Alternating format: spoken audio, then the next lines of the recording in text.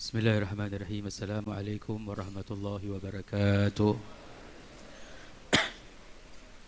Alhamdulillah. Alhamdulillahi maulana al-karim wa khaliquna al-azim alladhi laysa kamithlihi shay'un wa huwa as-sami'ul basir. Allahumma salli wa sallim ala sayyidina Muhammadin nurika sari wa madadika al-jari wajma'na bihi fi kulli atwari wa ala alihi wa sahbihi ya nur. Amma ba'du. Segala puji dan syukur kita panjatkan kehadirat Allah. Salawat dan salam semoga selalu tersampaikan kepada kekasih kita baginda Rasulullah, panutan kita, teladan kita, Nabi kita Muhammad sallallahu alaihi wasallam, beserta keluarga besarnya dan seluruh sahabatnya, juga para pengikutnya hingga hari kiamat. Yang kita hormati, kita muliakan guru-guru kita, hadir bersama guru kita Ustaz Ahmad Afif. Semoga Allah berikan beliau panjang umur, sehat afiat, segenap pengurus majelis Rasulullah, segenap pengurus Masjid Jami' Al-Munawwar, para hadirin hadirat yang dimuliakan oleh Allah, para penyimak streaming majelis Rasulullah sallallahu alaihi wasallam dimanapun berada. Semoga kita semua senantiasa diberi panjang umurnya oleh Allah, diberikan kesehatan, keafiatan dalam taat ibadah kepada Allah Ta'ala, dan Allah Subhanahu Wa Ta'ala berikan kemudahan dalam setiap urusan kita, baik urusan dunia maupun urusan akhirat. Amin ya Allah ya Rabbal Alamin. Alhamdulillah, kita bersyukur di malam hari ini kita bisa kembali hadir bersama di majlis Jalsatul Itsnin malam Selasa, majlis Rasulullah sallallahu alaihi wasallam, guna kita untuk menghidupkan hati kita, berzikir, bersalawat kepada Nabi kita Muhammad sallallahu alaihi wasallam, yang insyaallah majlis kita ini membawa kebahagiaan dalam hidup kita di dunia dan di akhirat, menjadikan sebab turun rahmatnya Allah Ta'ala, menjadikan sebab diijabahnya setiap doa dan harapan kita, baik harapan dunia maupun harapan akhirat. Amin ya Allah ya Rabbal Alamin. Alhamdulillah, berkesempatan malam hari ini yang sebenarnya mestinya Al-Habib Alwi jadwal beliau, namun saya diminta untuk mengisi. Kita doakan guru kita Al-Habib Alwi, semoga Allah beri panjang umur, sehat afiat, dan para dewan guru majelis Rasulullah, dewan syura diberi panjang umur, sehat afiat. Amin ya Allah ya Rabbal Alamin. Hadirin hadirat, di dalam hidup kita ini kita pasti akan menghadapi dua keadaan. Ada keadaan mudah, ada keadaan sulit. Ada keadaan bahagia, kita senang, ada keadaan kita sedih. Ini sunnatullah fil hayah, ya, yang Allah Subhanahu wa Ta'ala jadikan dalam kehidupan manusia. Namun tinggal bagaimana kita menghadapi keadaan-keadaan tersebut. Semua masing-masing punya keadaan dalam hidupnya, semua masing-masing punya ujian dalam hidupnya, semua masing-masing punya problema dalam hidupnya. Namun hidup tetap terus berjalan. Apapun permasalahan yang terjadi dalam hidup kita, ujian, bagaimana caranya kita bisa menghadapi ujian dan masalah di hari-hari kita dalam perjalanan hidup ini? Para ulama mengajarkan kita yang pertama yang harus kita lakukan menghadapi kesulitan adalah kita bersabar. Kunci dari segalanya itu bersabar, ya. Sabar, hal yang Allah Subhanahu wa Ta'ala berikan khusus untuk hamba-hamba pilihan Allah. Mungkin semua manusia diuji, semua manusia punya permasalahan hidup, tapi tidak semua manusia punya sabar. Banyak orang diuji, banyak orang punya masalah hidup, tapi tidak semua orang punya sabar. Makanya sabar hal yang indah, hal yang mulia. Sampai Rasulullah sallallahu alaihi wasallam mengatakan, as-sabru thawabuhul jannah. Itu mendapatkan sabar. Sifat sabar ini sifat yang mulia, sampai dikagumi oleh Rasulullah sallallahu alaihi wasallam. Aku kagum dengan perkara orang-orang yang beriman, ajaban li amril mu'min, kata Rasulullah. Semua perkaranya orang yang beriman itu indah, baik. Idza asabathu dharra sabara, idza asabathu sarra syakara. Orang yang beriman itu kalau tertimpa musibah, ujian, dia pasti bersabar. Dikagumi oleh Rasulullah. Karena sabar ini sifat yang mulia. Kita perlu banyak belajar tentang sabar. Jujur, kita perlu banyak belajar tentang sabar. Seringkali kita terbawa emosi, seringkali kita kehilangan kesabaran kita, ya, dalam kehidupan berumah tangga, dalam usaha, dalam berdagang, dalam pertemanan, dalam persahabatan, sering kita kehilangan yang namanya kesabaran. Jadi kalau kita diuji ya, sampai kesabaran ini dipilih oleh Allah. Orang-orang yang sabar ini orang-orang yang istimewa, tingkatannya pun tinggi. Semakin tinggi kemuliaannya, semakin berat ujiannya. Contoh, kita dapat ujian, ada orang-orang di luar sana yang mungkin kalau kita lihat ujiannya jauh lebih berat dari kita. Ada. Ini salah satu yang bisa membesarkan hati kita. Kalau kita tertimpa ujian, musibah, ada orang di luar sana yang ujiannya jauh lebih berat, tapi mereka selalu menjalaninya dengan sabar, selalu bersyukur. Saya pernah pulang dari satu pengajian di daerah Kembangan, pagi-pagi salah masuk tol, karena tol kalau pagi udah hari-hari biasa macetnya luar biasa. Mau keluar Tomang, di lampu merah, kebetulan di mobil nggak ada air, saya punya uang receh itu, tiba-tiba ada bapak-bapak. Waktu itu tuh ngerasain, ya Allah lagi punya masalah berat, kebetulan saya bawa mobil sendiri. Atau ada kakek-kakek jual air minum, Masya Allah, dia jual air minum. Saya tanya berapa, dia bilang 4.000. Oh ya Allah, saya bilang mengambil untung 1.000. Ya, masih berusaha, kakek-kakek berusaha, bekerja, dia cari nafkah. Dia nggak ngemis sama kita. Saya lebihin tuh, ada uang lebih nggak seberapa, itu terima kasihnya luar biasa, sampai netesin air mata. Saya bilang ya Allah, bicara dalam hati, ujian kita berat, tapi mungkin ujian orang ini jauh lebih berat dari ujian kita, tapi dia bisa jalanin hidupnya dengan apa? Sabarnya. Ya, kita boleh lihat orang-orang di sekeliling kita yang ujiannya jauh lebih berat. Kita ngeluh, saya diuji begini. Ada orang-orang subhanallah, terkadang Allah kasih itu, nanti dia menyampaikan sesuatu yang jauh lebih berat, ya Allah, yang kalau kita mungkin di posisi mereka, kita nggak akan mampu menghadapinya. Allah nggak kasih seseorang itu ujiannya kecuali dengan porsinya dia, kemampuannya dia. Nggak akan lebih dari batas kemampuannya, nggak akan. Akhirnya kematian. Kalau udah nggak batas kemampuannya orang, kalau udah di luar batas kemampuan manusia apa? Ya kematian udah. Tapi yang namanya ujian nggak akan orang itu diberikan di luar batas kemampuannya dia. Tidak akan. Ya. Jadi kita boleh melihat, kata Imam Al-Haddad, apabila kamu tertimpa ujian atau musibah, maka lihatlah orang-orang yang musibahnya, atau ceritakan cerita-cerita orang yang musibahnya jauh lebih berat. Sampai Rasulullah SAW mengatakan, apabila kamu tertimpa musibah, maka ingatkanlah dengan musibahku, kata Rasulullah. Artinya ketika umat Nabi Muhammad SAW ditinggal oleh Rasulullah, ada musibah yang lebih berat daripada ditinggal oleh Rasulullah. Tidak ada musibah yang lebih berat daripada ditinggal oleh Nabi Muhammad. Sayyidina Umar aja sampai nggak percaya Rasulullah meninggal, itu nggak percaya, sampai ngeluarin pedangnya, saking beratnya. Kalau bahasa kitanya udah stres banget itu, stres banget ya, shock banget. Sayyidina Umar sampai ngeluarin pedangnya. Siapa yang bilang Nabi Muhammad meninggal, saya bunuh dia. Udah shock banget, udah stres banget kalau bahasa kita, down ya, jatuh banget keadaannya. Maka kita perlu mengingat ujian orang-orang di sekeliling kita, maka kita akan berpikir, ya Allah, gak seberapa ujian, nanti kita akan belajar untuk berusaha sabar. Ujiannya orang-orang soleh juga jauh lebih berat. Cuma bedanya mereka nggak ngeluh, nggak ceritain ke orang, nggak. Ujiannya para ulama berat. Kita kalau baca kisah-kisah managib para ulama, ujian mereka berat.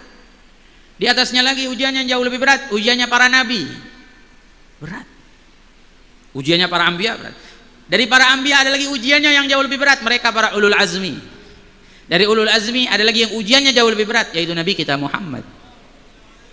Ya, kalau kita fikir-fikir, ya Allah, ujiannya Rasulullah berat, nggak mampu. Kalau manusia biasa menampung ujiannya Nabi, nggak mampu. Bedanya Allah Subhanahu Wa Taala berikan keistimewaan, kemuliaan pada Nabi kita Muhammad Sallallahu Alaihi Wasallam. Makanya jalan yang pertama, paling utama kita menghadapi keadaan kita masa sulit adalah kita sabar. Sabar itu ketenangan hati kita. Sabar itu kita nggak mengeluh, hanya boleh mengeluh kepada Allah. Kita keluh sama Allah, minta pertolongan pada Allah.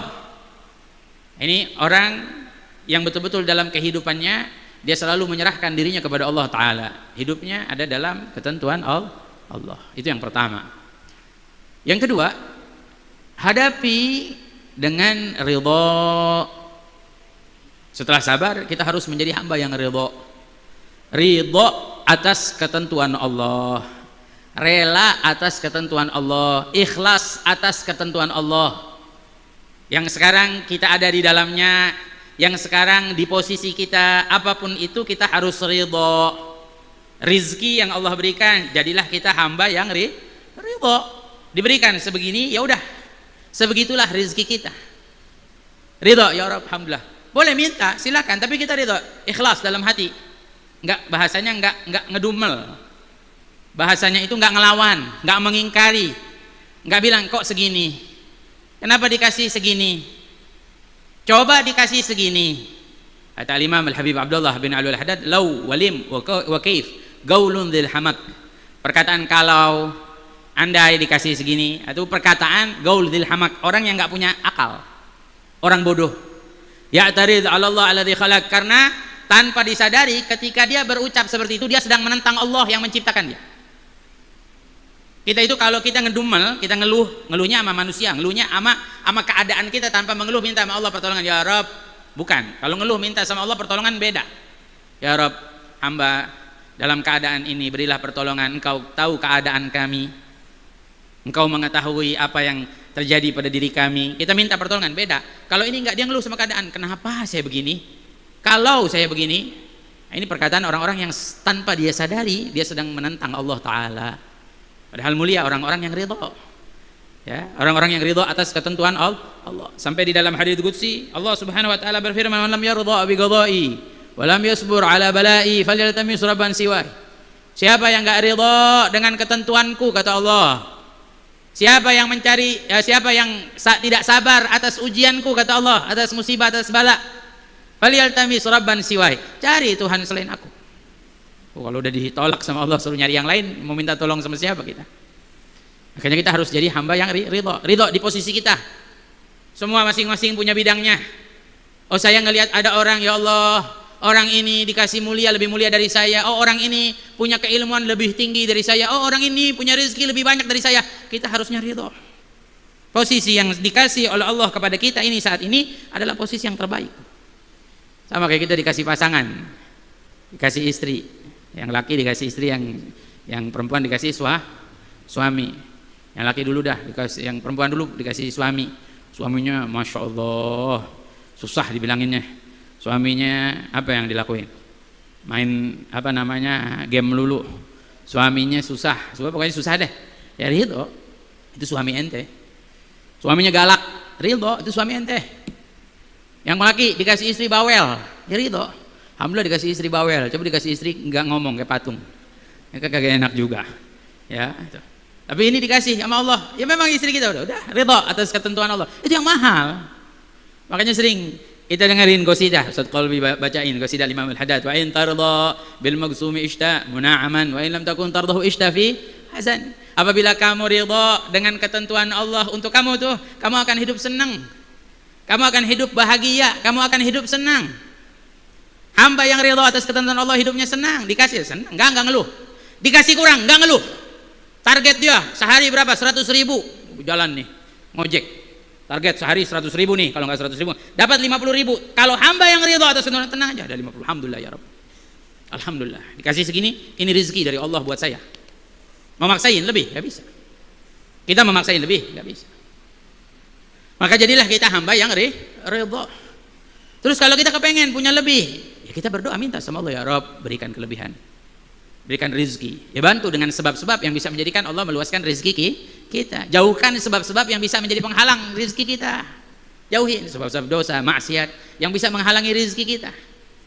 Nah, yang terpenting adalah kita menjadi hamba yang ridho. Wa kun radhi bima qaddara al-maula wa dabbar wa la taskhat qadallah rabbul arsyil akbar. Jadilah kamu orang yang ridho atas ketentuan Allah, jalanin hidup. Wala taskhat, jangan kamu murka. Qadallah atas ketentuan Allah, Rabbul Arsyil Akbar. Allah Subhanahu wa taala, Tuhannya Arsy yang maha besar. Jangan kita sampai murka. Kenapa ya Allah saya dikasih segini? Nah, ini kan orang yang enggak ridho. Mereka orang-orang yang enggak ridho. Ya Allah, kenapa saya dikasih istri begini? Ya Allah, kenapa saya dikasih suami begini? Ya Allah, kenapa saya dikasih anak nakal? Dikasih ini begini. Oh, kita enggak ridho atas ketentuan Allah. Semestinya kita berusaha dan serahkan semua kepada Allah. Ini semua ketentuan Allah. Tidak ada dari ketentuan Allah yang buruk untuk kita. Ketentuan Allah yang terbaik buat kita. Ketentuan Allah yang terbaik, yang terindah buat kita. Dan jangan kita ngarepin dari yang lain. Kadang kita ngarepin yang lain dikasih, yang lain punya. Kita pengen mesti punya lah, jangan. Alladzi li ghairik lam yasil ilaik waladzi qusim lak hasilun ladik. Yang buat yang lain enggak akan nyampe sama kamu. Enggak akan. Jadi jangan ngarepin. Jangan ngarepin sesuatu yang di tangan orang lain, tapi ngarepin yang ada di sisi Allah. Dan yang buat kita enggak akan nyasar kepada siapapun. Alladzi qusim lak hasilun ladik, akan datang di hadapanmu. Dapat. Karena itu sudah ketentuan dari Allah untuk kita, nggak bakal berubah. Nggak ada namanya rezeki nyasar. Tetangga beli mobil, musuhnya saya yang beli mobil tuh. Lah nyasar tuh rezeki apa? Salah. Datang mobil towing, bawain mobil towing bawain mobil ya. Oh, musuhnya ke rumah saya itu salah. Sampai kadang-kadang dia kalau jalan lihat tukang paket ke rumah saya nih. Ya, bukan. Paketnya kan ada alamatnya. Rezeki juga ada alamatnya nggak nyasar. Jadi jangan pikir kita akan ketukar rezeki, jangan kita katakan akan ketukar. Jangan jadi stres. Al-Imam Al-Haddad pernah ngajarin kita wahadzar kullal hadzar, hati-hati, sangat hati-hati. Kalau kita stres urusan mikirin rezeki, itu paling bahaya. Apalagi kata Imam Haddad sampai timbul penyakit hati namanya khauful faqr, takut fakir. Orang kalau udah mikirin rezeki, ya Allah, rezeki di mana ya Allah, besok makan apa ya Allah, anak-anak masuk sekolah belum bayaran ya Allah, ujian ya Allah, ini ya Allah, itu ya Allah. Ini orang yang stres dengan mikirin rezeki. Kenapa? Karena orang yang seperti ini seakan-akan dia nggak percaya kepada Allah. Allah yang akan memberi rezeki untuk Allah udah jamin rezekinya. Kata Allah dalam firman-Nya, "Wa ma min dabatin fil ardi illa 'alallah rizquha." Tidaklah siapapun yang melangkah di atas muka bumi kecuali atas Allah lah rezekinya. Kita semua ini manusia termasuk yang melangkah di atas muka bumi, maka Allah lah yang akan menjamin rezeki kita. Jangan khawatir. Kalau kita percaya Allah yang menjamin rezeki kita, Allah tidak akan lupa memberikannya untuk kita. Allah nggak bakal lupa. Pasti akan diberikan untuk kita. Makanya kita harus percaya, jangan sampai ragu. Apalagi sampai kita tidak rela, tidak ridha. Jadilah hamba yang ridha atas ketentuan Allah. Kemudian yang ketiga, apa yang terpenting juga? Yang ketiga langkah kita adalah qanaah. Kita dikasih sulit nih, udah kalau udah dikasih sulit jangan sok. Dikasih sulit sok kita maunya lebih, maunya ini, maunya itu, nggak punya merasa qanaah gitu, merasa cukup. Kadang-kadang maunya lebih, dikasih segini maunya lebih. Ini kita manusia, sifat kita. Apa dalam urusan dunia pasti mau lebih, itulah dunia. Orang kalau udah terikat hatinya dengan dunia pasti maunya lebih. Apa? Urusan handphone. Sekarang keluar baru, besok keluar lebih baru lagi, pengen punya juga. Nggak habis-habis. Ente mau ikutin, nggak habis-habis. Apa mobil? Sekarang keluar baru, besok keluar lebih baru lagi. Nggak habis-habis dari dunia. Apa baju? Sekarang keluar baru, besok keluar lebih baru lagi. Dan seterusnya, itu dunia. Nah kadang manusia ini nggak merasa cukup. Udah dikasih sama Allah tapi pengennya lebih. Sampai menjadikan ada orang-orang yang udah dikasih sama Allah, hidupnya penuh kecukupan, maka apa? Dia pengennya lebih, sampai dia nyuri. Ada lagi orang korupsi. Ya, orang korupsi bukan nggak punya loh, punya. Orang korupsi punya dia. Rumah punya, mobil punya banyak, usaha punya, uang tiap hari ada, tapi apa? Dia merasa kayak kurang aja hidupnya. Orang yang tidak merasa cukup, terus maunya terus lagi. Sekarang banyak anak-anak muda tuh, saya sering ingetin, sampai ceramah saya viral tuh, urusan judi online, urusan apa lagi, pinjaman online. Sekarang kan begitu, ada anak muda ngeliat handphone baru keluar nggak punya duit, minta sama orang tua juga, orang tua nggak punya duit, maksa sampai minjem online, cuman buat beli handphone, cuman buat beli sesuatu yang dia sebenarnya udah punya, cuman kepengen punya yang lebih bagus, yang lebih baik. Itulah manusia, sifatnya nggak mau kekurangan ya, jadi sifatnya sombong aja. Akhirnya apa? Maunya lebih, minjem online, pinjam 1 juta gantinya 10 juta, mampus deh tuh. 1 juta ganti 10 juta, bayangin coba. Ini namanya ribanya bukan riba biasa lagi, riba syaiton namanya. Iya, pinjam 1 juta. Dulu orang-orang dulu kalau minjemin uang 1 juta ganti 1.100.000, 10%, 1.200.000. Sekarang 1 juta ganti 10 juta. Itu kalau nggak dibayar makin tambah, sampai ada yang utang ratusan juta ada. Makanya saya pesenin banget, pesen cinta ini buat semua jamaah majelis Rasulullah, jangan sampai ada yang tersentuh sama urusan pinjaman online. Hati-hati. Nggak apa-apa dah, ceramah saya mau diviralin lagi, viralin silakan. Kalau viral yang baik nggak apa-apa. Kalau yang jelek sayanya pusing. Kalau diviralin saya dituduh-tuduh ntar pusing saya ya. Ini mana sehat? Kalau nggak cinta saya nggak bakal nasihat. Udah silakan dah silakan. Oh yang pada mau main judi online silakan, hancur hidupnya. Enggak. Saya nggak mau jamaah hancur hidupnya. Jangan sampai. Apalagi ini yang namanya media sosial paling bahaya luar biasa. Habib Umar bilang ini tergantung kita. Gimana kitanya? Kalau kita pakai buat yang baik, insya Allah baik. Tapi kalau kita buat pakai yang jahat, paling jahat ini, paling bahaya. Apa yang enggak? Coba. Sekarang subhanallah anak-anak muda nih sekarang yang punya handphone, ngomong dah sama temennya sambil megang handphone ngomong, nggak punya duit nih. Siapa yang bisa minjemin duit ya? Bohong kalau nggak buka media sosial, YouTube atau apa, pasti iklannya pinjaman duit. Bener apa salah? Coba, itu seakan-akan emang ada speakernya sih. Kayak seakan-akan suara kita masuk, kok dia tahu. Oh, saya kemarin ngobrol sama teman saya, bicara tentang tas, ngomongin tas aja. Tas ini bagus ya, subhanallah, buka Instagram iklan tas. Kok dia tahu kita mau beli tas? Padahal kan kita nggak ngomong. Kita nggak kirim pesan gitu, Google, saya mau nyari tas. Kan enggak kan? Tuh. Subhanallah 2 hari yang lalu nih, 2 hari yang lalu saya ngobrol. Kalau ada minyak wangi enak, saya bilang wanginya ini, namanya ini, nggak saya sebutin. Tahu-tahu subhanallah tuh, nyebutin namanya di lisan, buka Instagram iklan minyak wangi itu persis, namanya persis nggak berubah. Saya bilang subhanallah, dia tahu nih, kasyaf nih handphone. Ya jadi memang sengaja hidup kita tuh didorong supaya ngikutin ini nih. Ya manusia kan semua sekarang didorong supaya yang ngikutin gamenya, ngabisin waktu hidupnya, yang main apa media sosialnya, ngabisin waktu hidupnya, ngikut. Bukan ini yang ngikut kita yang ngikut ini. Subhanallah. Makanya saya pesenin banget hati-hati. Hati-hati. Apalagi yang muda-muda sampai kadang-kadang main apa namanya? Judi online apa slot-slot. Banyak tuh. Bukan hanya anak muda, bapak-bapak juga yang punya istri, masya Allah. Sampai istrinya nangis-nangis, sampai istrinya nangis ngeluh suaminya nggak habis-habis main judi online. Sampai kadang-kadang ada tukang gerobak keliling, tahu-tahu dia lagi main judi slot. Nggak apa-apa dah, 25.000 siapa tahu dapat. Subhanallah.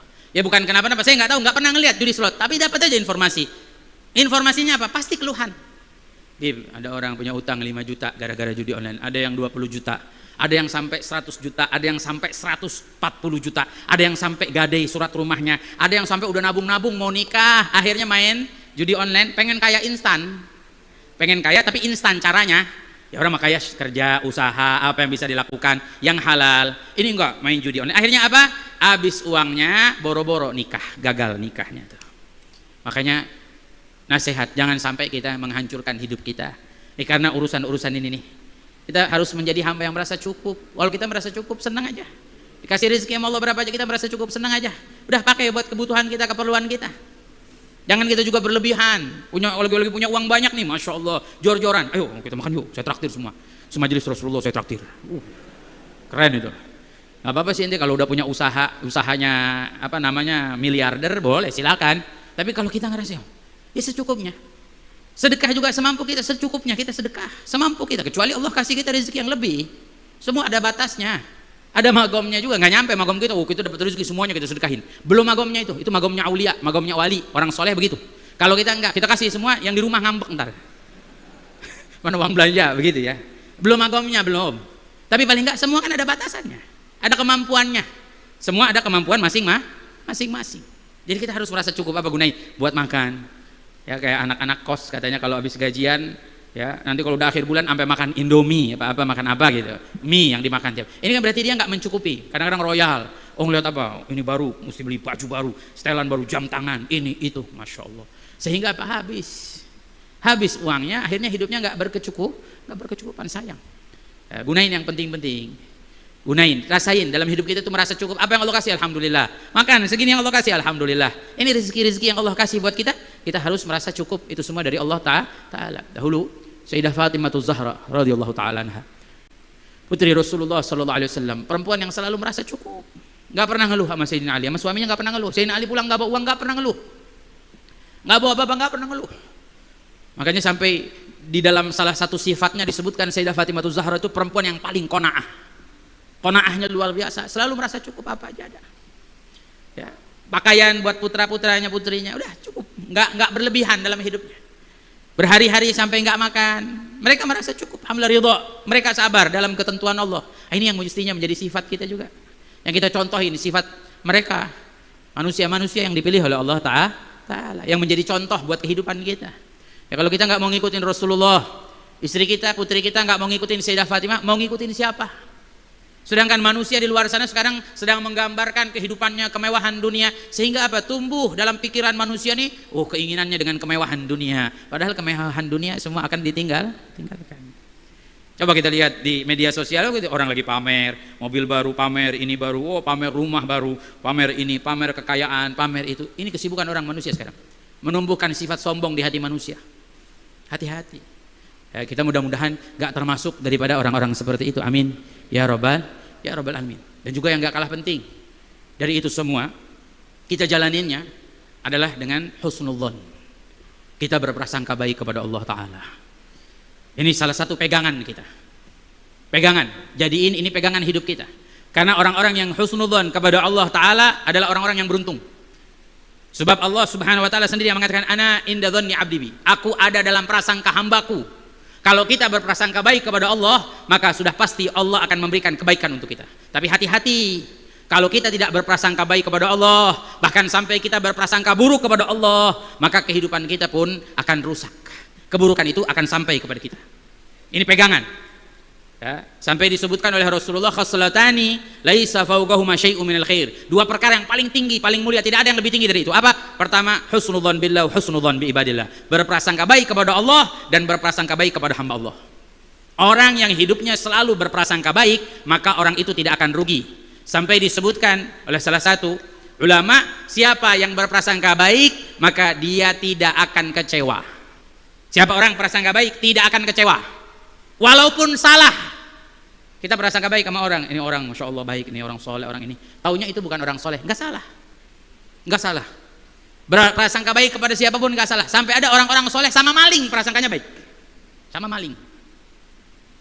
Prasangkanya baik. Keluar dari masjid sendalnya hilang. Kalau kita coba mikirnya ya Allah, udah ngaji dicolong. Nah, orang kagak tahu diri amat ya. Ya mau nyolong mah yang lain kek. Kita mau ngaji dicolong, mau sholat dicolong, kan gitu ya. Nah, itu berprasangka buruk nih. Orang-orang soleh sampai saya pernah ketemu sama satu orang, Masya Allah, emang orang soleh luar biasa. Keluar tuh sendalnya hilang. Jalan nggak pakai sendal. Sendal hilang. Iya, ada yang demen, kesian. Ada yang demen sama sendalnya maksudnya. Nggak apa-apa deh buat dia, saya ikhlas tuh. Orang soleh, nggak ada prasangka buruk. Nggak ada prasangka buruk. Kalau gitu sekarang prasangka buruk aja orang. Sampai ada satu ulama mengatakan orang yang dalam hidupnya selalu berprasangka buruk, dia nggak pantas nyari ilmu, nggak pantas menuntut ilmu bagi orang-orang yang dalam hatinya ada prasangka buruk. Nanti kalau gurunya menyampaikan sesuatu yang bertentangan dengan hatinya, pasti dia akan berprasangka buruk. Atau dia melihat sesuatu yang salah dari gurunya, pasti dia berprasangka buruk. Ini nggak cocok buat orang-orang pencari ilmu.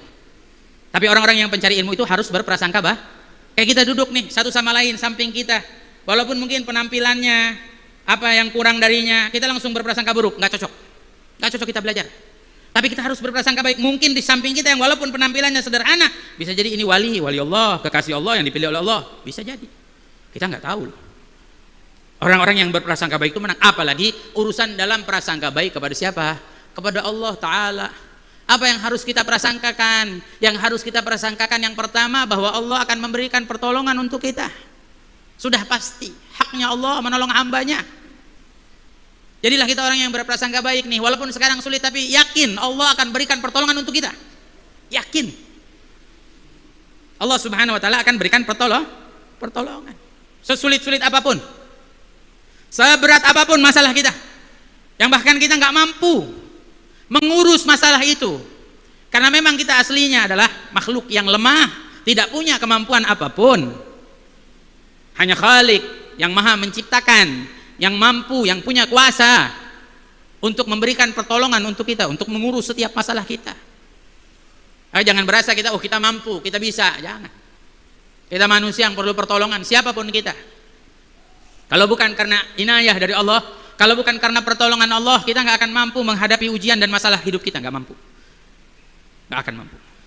Jadi yakinlah kita bahwa kita ini berprasangka baik kepada Allah Ta'ala, Allah akan berikan pertolongan. Allah Ta'ala akan mencukupi kita. Yakin. Kita harus berprasangka baik pada Allah. Kita adalah manusia ciptaan Allah yang dikirim semua ke atas muka bumi ini. Maka apa? Allah pasti akan mencukupi kita. Yakin. Sekarang manusia ngirim manusia kerja aja pasti dicukupin. Kita kerja di Jakarta, tahu-tahu bos kita kirim, ayo kamu pergi ke Surabaya, kamu rapat meeting di sana. Nah, kira-kira siapa yang ngatur tuh semua akomodasinya, perjalanan, tiketnya, makannya, tempat tinggal di sana? Pasti perusahaan, bosnya yang ngatur semua. Sampai uang lemburnya dikasih, makannya dikasih, tinggalnya di sana dikasih. Kalau manusia dikirim sama manusia saja ditanggung, apalagi kita yang dikirim oleh Allah, yang maha segalanya, yang maha pencipta. Apa Allah tidak akan menanggung kehidupan kita? Allah bakal tanggung, Allah bakal jamin, Allah akan berikan, Allah akan cukupin. Bukan cuma buat kita, tapi buat orang-orang di belakang kita, istri kita, anak kita, keluarga kita. Saya sering ceritain cerita Hatim Al-Asam mau pergi haji, pengen pergi haji. Lihat orang-orang berangkat haji tapi miskin. Kata putrinya kecil, udah ayah pergi haji. Terus kata ayahnya bilang, gimana saya pergi haji? Ya saya ninggalin keluarga, tenang aja ayah. Di sini ada Allah. Terus ayah nanti di sana gimana? Oh di sana ada Allah. Anaknya tuh. Yang punya prasangka baik kepada siapa? Nggak punya padahal, nggak ada modalnya. Sampai cuman punya bekal untuk perjalanan 1 hari. Yang keluarganya ditinggal untuk 3 hari. Berjalan Imam Hatim Al-Asam, ikut. Karena nggak punya modal, nggak punya bekal, cuman ngikutin rombongan jalan, dia di belakang ngikutin, asal tahu arah jalannya. Oh subhanallah, doa minta ya Rabb. Minta kuasa Allah, minta kebesaran Allah, di pertengahan jalan rombongannya berhenti. Taunya apa? Ada yang sakit dari rombongan. Nyari dokter, nggak ada dokter, nggak ada tabib. Tahu-tahu ada satu bicara di belakang, ada orang soleh ahli ibadah, Hatim Al-Asam. Oh begitu, ada Hatim Al-Asam, ya di belakang sana. Dipanggil Hatim Al-Asam, tolongin ada orang sakit, doain. Dihampiri oleh Hatim Al-Asam, Hatim Al-Asam baca ayat syifa. Subhanallah, orang yang pingsan tadi bangun, sadar, sembuh, sehat. Didoain sama siapa? Hatim Al-Asam. Padahal apa? Bekalnya udah habis tuh. Udah lewat berhari-hari jalan kelaparan. Akhirnya apa? Ini orang yang didoain, senang hatinya dia, sembuh, bisa melanjutkan perjalanannya untuk ibadah haji. Maka ditanya, siapa yang membantu saya? Ini Hatim Al-Asam. Dilihat penampilannya sederhana, pakaiannya bahkan tidak layak dipakai. Akhirnya apa? Imam Hatim Al-Asam, lihatin, saya Hatim Al-Asam, kata Imam Hatim. Kalau begitu, karena kamu doain saya sembuh, mulai sekarang sampai pergi haji, sampai pulang lagi, saya jamin perjalanan kamu. Siapa kebesaran siapa? Allah yang Maha Kuasa. Tapi apa? Prasangka baik kepada Allah. Kita kalau jalan ini, kita punya husnudzon, jalan, khair. Oh subhanallah, berdoa, ya Rabb, keluarga saya di rumah, saya tinggalin bekal cuma 3 hari. Lewat 3 hari, hari keempat, kelaparan, pada nangis. Semua nangis, putrinya senyum ketawa. Putrinya yang nyuruh berangkat haji ketawa. Ditanya, kenapa? Kok kamu ketawa, yang lain nangis? Dia bilang, ya saya mau tanya. Kita punya ayah nih, dia Razak am akilur rizq. Dia itu pemberi rizki atau pemakan rizki? Dijawab serentak, ayah kita pemakan rizki, karena pemberi rizki hanya Allah. Maka si putri ini bilang, dhahaba akilur rizq wa baghiyar razak.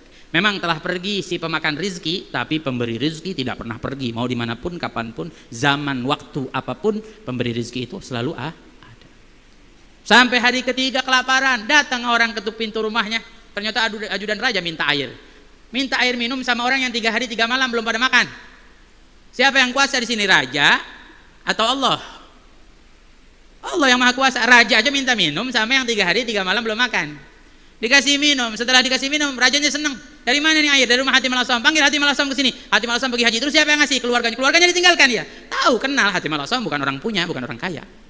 Kalau begitu kata raja, dilepasin gesper kerajaannya tuh. Gesper kebanggaannya raja tuh, isinya berlian. Dikasih. Kalau begitu nih kasih keluarganya Hatim Al-Asam tuh.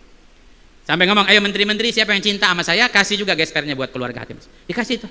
Ditukerin emas penuh, serumah isinya emas. Dibeliin makanan, semuanya pada mau makan. Semua senang, semua senyum, kecuali putrinya yang tadi nangis. Gantian, tadi nggak makan, senyum. Giliran ada makanan, malah nangis. Ditanya kenapa nangis? Dia bilang, ini pandangan. Ini pandangan dari makhluk yang lemah. Raja, makhluk lemah. Nggak punya apa-apa, nggak punya kuasa. Dia mandang keluarga kita, sampai menuhin rumah kita dengan emas. Bagaimana kalau Allah mandang kita? Bukan cuma hidup kita di dunia, sampai di akhirat bakal dipenuhin. Intinya apa? Husnudzon. Dia berprasangka baik sama Allah, jalan. Habib Mundir, kita dengar manaqib beliau di haul diceritakan tentang bagaimana beliau ziarah keluar Batang. Ini orang yang punya hati bersih, derajat tinggi di sisi Allah, yakin luar biasa, prasangka baik, sampai rela uang buat ongkosnya dibelikan peci untuk menjaga akhlak dan adabnya, dan dia prasangka baik kepada siapa? Pada Allah. Apa yang kita lakukan, apa yang kita perbuat, kita prasangka baik bahwa Allah bakal cukupin kita. Jangan khawatir, jangan takut. Ini saudara saya semua yang usaha, yang dagang, yang kerja, Kalau usaha belum jalan, dagang nggak laku, kerja belum baik, kalau memang hari ini belum, insya Allah yakin besok Allah bakal kasih buat kita. Ini prasangka baik, tanamin dulu. Yang dagang belum laris, belum laku, tanamin di hati kita, ya Allah sekarang belum laku, insya Allah besok laku. Yakin. Yang usaha belum baik, insya Allah besok baik. Yang kerja belum enak, insya Allah besok kerjaannya enak. Ini namanya kita memulai menanamkan rasa prasangka baik kita kepada siapa? Kepada Allah Ta'ala. Tapi kalau kata dagang sepi banget ya, nggak tahu nih besok gimana ya, sepi dah terus. Tergantung suasana hati kita nih. Makanya sampai Allah, ana inda dhanni abdi bi. Aku ada dalam prasangka hambaku. Allah cukupin. Allah bakal jaga kita. Itu prasangka baik. Jalan, kita jaga. Jalan bismillahirrahmanirrahim. Bismillah tawakkaltu Allah. Amantu billah wala haula wala quwata illa billah. Jalan nih kita pakai motor. Yang pakai mobil, jalan baca. Yakin sama Allah, prasangka baik, Allah lindungin kita. Sama seperti ente prasangka baik naik pesawat. Ente di belakang duduk, ente prasangka baik sama pilot. Coba kalau disebutin, pilot ini baru belajar bawa pesawat, itu langsung suudon, langsung waduh ini rodanya putus satu ini ya, nyusruk kita tuh suudon langsung ya. Tapi kalau kita naik pesawat husnudzon apa siapa? Sama Allah. Jangan langsung gitu suudon pikiran kita, akhirnya begitu terbawa was-was, hidup dalam ketakutan. Makanya harus kita berprasangka baik bahwa Allah bakal jaga, Allah bakal lindungin kita. Tapi kita sambung prasangka baik dengan banyak mengingat Allah, percaya kepada Allah Ta'ala, berdoa. Nah, berdoa ini membantu kita untuk berprasangka baik kepada Allah Ta'ala. Beruntung mereka yang selalu berprasangka baik kepada Allah. Akhiran, hadirin hadirat, kita diminta oleh Allah untuk ibadah. Hidup kita itu untuk ibadah. Yang sekarang merasa sulit, merasa susah, rezeki, ayo cari rezeki dari Allah, cari rezeki dari sisi Allah. Al-Habib Abdullah bin Alwi Al-Haddad juga pernah memberikan nasihat dalam kitab Adab Sulukul Murid. Kata beliau apa? Carilah rezeki dari Allah dengan beribadah, dengan kita taat kepada Allah Ta'ala. Sampai di dalam ayat Allah Subhanahu Wa Ta'ala berfirman, fabtaghu min indillahi rizqa fa'buduh washkuru lahu. Kata Allah Ta'ala, fabtaghu, maka raihlah dari sisi Allah rizki dan beribadahlah kepada Allah. Apa sih tugas kita? Ibadah, taat. Jadikan hidup kita dalam ketaatan, dalam ibadah. Apa yang kita lakukan? Makanya orang-orang soleh memang mereka usaha. Wala tansa nasibaka minan dunia. Jangan lupakan bagian hidupmu dari dunia. Tapi jangan lupa tugasnya yang terpenting, ibadah. Jadi jangan sampai karena urusan dunia kita menyampingkan ibadah. Jangan sampai karena urusan dunia kita lupa sholat. Jangan sampai karena urusan dunia kita sampai kita nggak puasa Ramadan. Jangan sampai. Karena ibadah itu yang paling utama. Rizki bakal Allah datangkan bagi siapa? Hamba Allah yang beribadah. Kalau ada orang berpikir, ada orang gak ibadah rizkinya banyak, saya yang ibadah rizkinya gak banyak, ini salah pemikiran. Tapi justru semestinya dia berpikir, orang yang tidak ibadah saja diberi rizki oleh Allah, apalagi yang ibadah. Orang kafir yang tidak beriman, yang tidak sujud pada Allah saja diberi rizki, apalagi yang beriman kepada Allah. Itu pemikirannya mestinya seperti itu. Jangan sampai kita malah berpikir, saya udah sholat, udah ngaji, udah teman saya nggak sholat, nggak ngaji, duitnya banyak. Jangan. Ya, kita harus berpikirnya bahwa apa? Dengan ibadah Allah akan bukakan pintu rezeki buat kita semuanya. Mudah-mudahan semua yang hadir di sini diluaskan rezekinya oleh Allah, makmurkan rezekinya oleh Allah dengan prasangka baik kita kepada Allah Ta'ala. Barakah kita duduk di majelis, semua yang punya hajat Allah kabulkan semua hajatnya. Ya, kita yang lagi sempit dunia kita, urusan rezeki kita, mudah-mudahan barakah duduk di majelis Rasulullah, Allah luaskan rezeki kita. Saya nyampein bukan cuman buat kita banyak rezeki terus nanti ada orang ngomentarin, apa nih Habib ngajarin orang nyari duit, nyari rezeki. Bukan. Pahamin, kuncinya adalah untuk kita beribadah. Orang yang beribadah rezekinya bakal dikasih sama Allah. Jangan takut, pasti. Ya, pasti Allah Subhanahu Wa Taala akan memberi rezeki. Allah yang menjamin, Allah tidak akan lupa memberikannya untuk kita. Ya, mudah-mudahan Allah Subhanahu Wa Taala memudahkan rezeki kita tanpa diuji oleh Allah Taala. Hadirin hadirat, mari sama-sama kita zikir dengan zikrul jalalah. Kita mohon pada Allah, kita sudah rindu dengan zikrul jalalah, dengan memohon pada Allah, dengan meminta pada Allah, dengan mengemis pada Allah. Rasakan dalam hati kita, tidak ada tempat bersandar kita kecuali Allah. Tidak ada tempat bergantung kita kecuali Allah. Tidak ada tempat lari kita kecuali pada Allah. Tidak ada tempat pulangnya kita kecuali pada Allah. Maka hadirkan hati kita. Kepada siapa kita meminta, kepada siapa kita memohon, kepada siapa kita mengemis. Ucapkan bersama-sama, qulu jami'an ya Allah, ya Allah, Ya Allah, Ya Allah, Ya Allah. Ya Allah, Ya Allah, Ya Allah, Ya Allah, Ya Allah, Ya Allah. Ya Allah, Ya Allah, Ya Allah, Ya Allah, Ya Allah, Ya Allah. Ya Allah, Ya Allah, Ya Allah, Ya Allah. Jangan ragu menyebut namanya. Lafadzkan dengan lisan kita, hadirkan dengan hati kita. Nama yang menjadi sandaran kita, nama yang maha penolong, nama yang maha pemberi. Dialah Allah yang kita sebut namanya dengan kehadiran hati kita di hadapannya. Tidaklah kita bersimpuh di malam ini kecuali kita berada dalam pandangan Allah, menjadi saksi untukku dan kalian, saksi dalam setiap kehidupan yang kita hadapi, saksi perjalanan hidup kita, yang maha melihat, yang maha mengetahui setiap perbuatan kita, setiap kelakuan kita, setiap ucapan kita, setiap bisikan kita. Sungguh Dia maha melihat, Dia maha mengetahui dari setiap apa yang kita lakukan, baik dan buruknya, ibadah dan maksiat, kebaikan atau kejelekan. Sungguh Allah melihatnya, sungguh Allah mengetahuinya. Namun Allah dengan kasih sayangnya, dengan cinta kepada hambanya, selalu menutupi dari setiap kejelekan. Dan Dialah Allah yang menyempurnakan segala kekurangan. Maka di malam hari ini kita memohon kepadanya, karena hanya Dialah yang memiliki kuasa dan kemampuan untuk menolong. Tiada yang bisa menolong hidup kita kecuali Allah. Tiada yang bisa membantu kita kecuali Allah.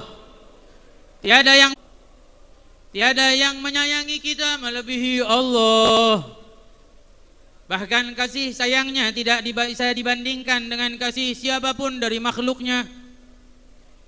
Sungguh begitu besar kasih sayang Allah, sampai kasih sayang Allah mendahului murkanya Allah. Inna rahmati sabagat ghadabi, sesungguhnya rahmatku mendahului dan membalap dari murkaku. Kasih sayang Allah mendahului dari marahnya Allah. Maka siapalah yang kita harapkan kasih sayang kalau bukan kasih sayang Allah? Tidak ada yang mencintai kita melebihi cintanya Allah. Tidak ada yang mencintai kita melebihi cintanya Allah. Cinta siapa yang kita harapkan kalau bukan cinta yang abadi, cintanya Allah. Cintanya Allah. Rasulullah menyampaikan kepadaku dan kalian, ahbib man syi'ta fa innaka tufariguh, ahbib man syi'ta fa innaka mufariguh. Cintailah siapa yang kau inginkan, karena sesungguhnya semua akan meninggalkan. Semua yang kita cintai akan meninggalkan. Namun hanya satu yang tidak akan meninggalkanku dan kalian, hanya Allah dan Rasulnya, hanya Allah dan Nabi Muhammad. Maka harapkan cinta Allah dan cintanya Nabi Muhammad, cinta yang paling penuh, cinta yang paling indah, cinta yang mengangkat kemuliaan kita. Maka haraplah cintanya Allah dengan kita mencintai Allah. Berkorban dengan cinta kita pada Allah.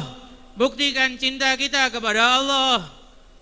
Ya Allah, sungguh kami mencintaimu ya Allah. Sungguh kami mencintaimu ya Allah. Walaupun di lisan ini, hakikkan di dalam batin kami, dalam cinta kami padamu ya Allah. Hakikkan, benarkan dalam amal kami mencintaimu ya Allah.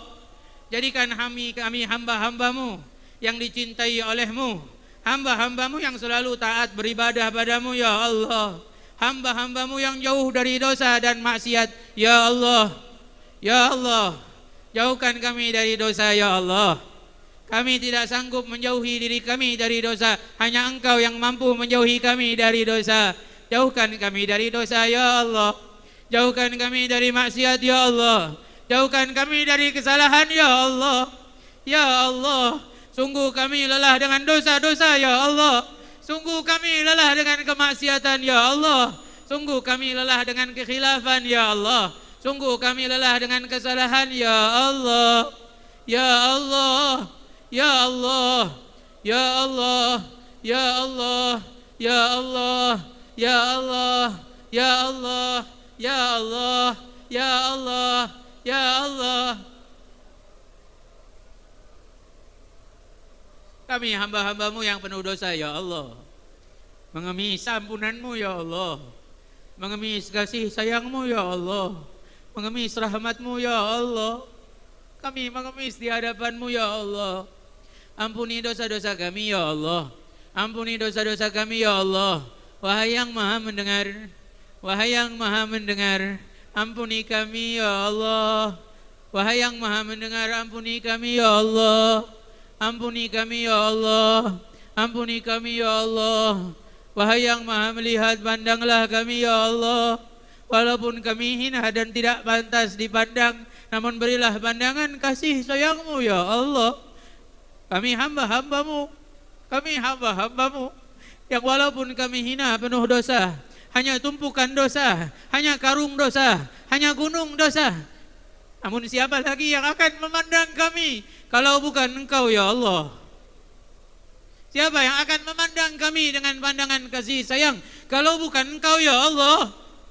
Ya Allah, Ya Allah, Ya Allah, Ya Allah, Ya Allah. Berilah pandangan-Mu untuk kami ya Allah. Pandangan yang mengangkat setiap kesulitan kami ya Allah. Angkat setiap kesulitan yang hadir di majelis ini ya Allah. Angkat kesulitan mereka yang mendengarkan ya Allah. Angkat setiap masalah kami semua ya Allah. Angkat setiap ujian kami semua ya Allah. Beri kemudahan kehidupan kami ya Allah. Berilah keluasan dari setiap kesempitan kami ya Allah. Ya Rahman ya Rahim ya Allah.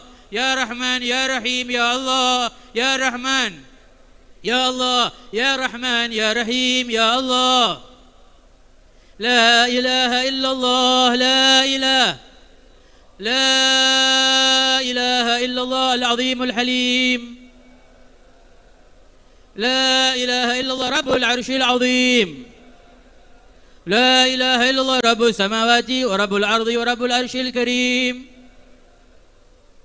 Adada khalqihi wa ardha nafsihi wa zinata arshihi wa midada kalimati hadirin hadirat. Terakhir saya berpesan, ajak saudara kita, ajak keluarga kita, ajakan yang baik. Gunakan fasilitas yang Allah berikan untuk kita di zaman kita. Kita gunakan untuk kebaikan, mengajak orang-orang yang baik. Ketahuilah, mandalla ala khair kafailih. Siapa orang yang mengajak orang lain melakukan kebaikan, maka sama seperti dia melakukan kebaikan, kita mendapatkan pahalanya. Ajak, jadikan media sosial kita untuk ajak hadir majelis. Ajak orang-orang bersolawat pada Nabi Muhammad. Habib Umar, guru mulia kita, mengatakan pahala yang paling besar didapati oleh orang-orang yang banyak mengajak orang lain untuk bersolawat pada Nabi Muhammad SAW. Ajak di kampung kita, di rumah kita, di tempat kerja kita, ajak di media sosial kita, ajak buat hal-hal yang baik, tulisan yang baik, mungkin gambar-gambar yang baik. Kita hidup di zaman fitnah yang luar biasa. Serem, saya ngelihatnya serem. Banyak orang mengajak ajakan yang buruk dan seakan-akan itu lumrah. Kita bisa melihat di media sosial orang mengajak ajakan dosa, ajakan maksiat. Sampai banyak orang-orang mengajak perzinahan, mengajak perjudian, mengajak orang minum minuman keras, waliyadzubillah. Mudah-mudahan kita termasuk orang-orang yang bisa mengajak orang lain pada kebaikan. Mulai dari diri kita, ajak diri kita kebaikan, keluarga kita, lingkungan kita. InsyaAllah mudah-mudahan Allah memberikan hidayah untuk kita dan semua umat Nabi Muhammad SAW, agar kita bisa selalu mengajak orang untuk pada kebaikan, khususnya di majelis Rasulullah SAW. Ajak mereka hadir, siapapun gurunya yang hadir di sini, ajak, dengarkan, simak. InsyaAllah hadirnya kita membawa keberkahan untuk kita. Amin ya Allah ya Rabbal Alamin. Ini saja yang bisa disampaikan, kurang lebihnya mohon maaf. Assalamualaikum warahmatullahi wabarakatuh.